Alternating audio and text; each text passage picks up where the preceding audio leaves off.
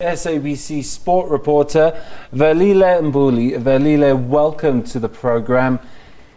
You're going to have to let us in. Who is this chap? He's a Malagasy, Ahmad Ahmad, and he's pulled off quite a big win against Issa Hayatou, who did have a bit of an empire going in African football, didn't he?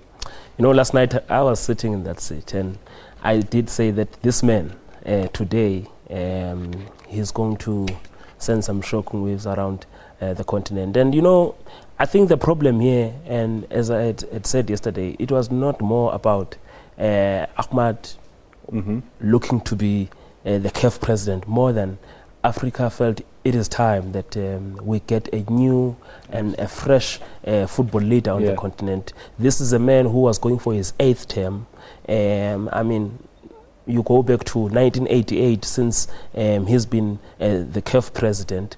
And when you look in different confederations of football, you look from CONMEBOL, your South America, you look from CONCACAF, North America and the Caribbean, you look in Europe, UEFA, you look even in Asia, all those guys, they are under 51 or 52 in terms of their age. And most of them, they are new. Because remember, the era of Sepp Blatter, it meant that because there were also corruption charges against some of them, they had to go away. But here is this man who seemingly there is no corruption charges that can be attached to him. Also, Issa Hayatou was the last of Sepp Blatter's allies. Was this not just a game, a political game where Infantino made sure that Hayatou, who had orchestrated the Africa vote against him in favor of Sheikh Salman, made sure, well, here's the message I'm sending you. In fact, I think the signs were already there from last year, because in Kigali, the CAF Executive Committee took this resolution that they'll be backing Sheikh Salman Al-Khalif. But the problem at that time is that one of the men you had there on the screen, Musa Biliti from Liberia, together with another gang of leaders from these shores in Southern Africa. Yeah. They are the ones who went there to defy CAF and voted for Infantino. So now, in terms of the allies coming to this year's election, that combination, it grew from these guys who were backing Infantino to ousting of this guy. Because remember, even the first region in Africa to come out openly, because they were not afraid. But what we saw today is that it was not just COSAFA, but it was COSAFA, and it was easy for them because Ahmad is their candidate. He comes from this region, Southern Africa. But the most important one here is that in 2012, these guys, the CAF Executive Committee, they decided, there was a resolution that only those who are inside the CAF Executive Committee will contest for presidency. So they just needed someone who was confident and somebody who was brave within that executive, that they can stand up to Issa Hayatou. And Ahmad became that individual. And then after they decided, another factor was that there's a new group of leaders. Some of them, they've only been there for 2 months, even 3 months. So they have no, they have no baggage from the past, and they owe Issa Hayatou nothing to say, no, we can't take him out. They don't care. And some of them also, they know that they are in this new era of Infantino as FIFA president. So he ran out of allies, but is he facing any sort of charges as he exits stage right after 29 years at the helm? Look, there was already a story that even if he had won today, for him going forward, it's not going to be easy.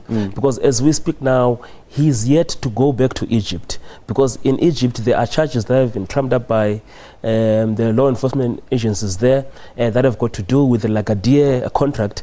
Lagadier, the ones who are having the rights, the TV rights to all CAF tournaments. They signed a deal last year that is lasting, I think, for the next 12 years, amounting to $1 billion.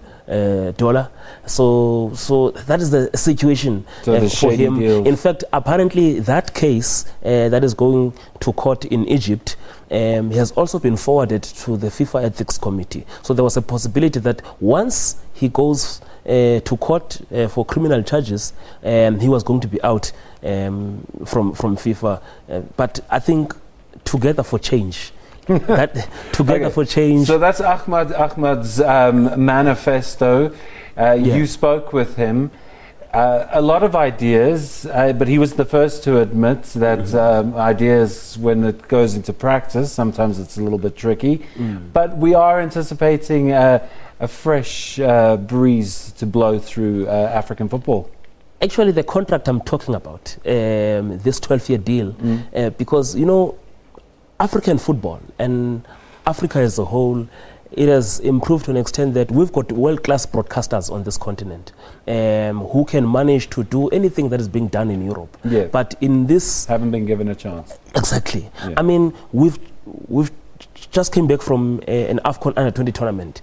This state broadcaster was not showing that tournament, including a number of other state broadcasters on the continent, including the main AFCON tournament this year, because broadcasters cannot afford to pay this exorbitant amount of money that is being needed by a French company, for that matter, when they are African-based broadcasters that even have better facilities in terms of broadcasting. But then another issue, we've got a big game this coming weekend. Al Ali, record 8-time African champions, playing beat face. That game is not on TV. Absolutely, the Confed exactly. So these are the things that are inside this manifesto.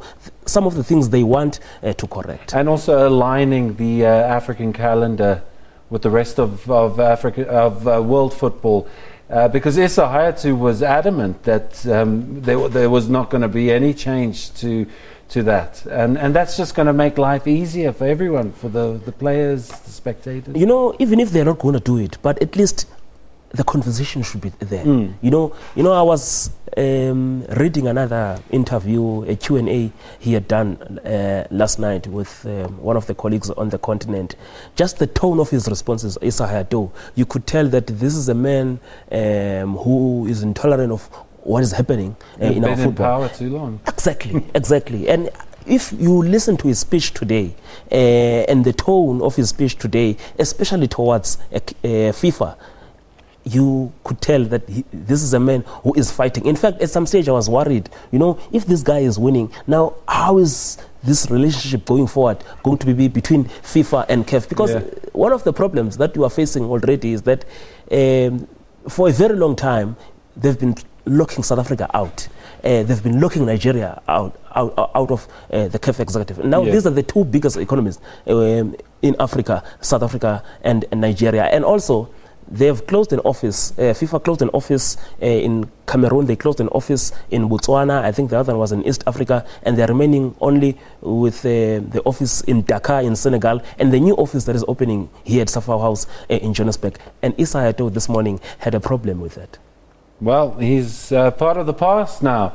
Velile Mbuli, we could speak all night about this, but I suppose we're going to have to watch this space. And you've got the manifesto there, so you can hold him to account. Thanks very much for joining us. Look, this whole thing, it was started here in Southern Africa. COSAFA started this whole thing for a very long time. Francophone countries have been upstaging Anglophone countries when it comes to this thing.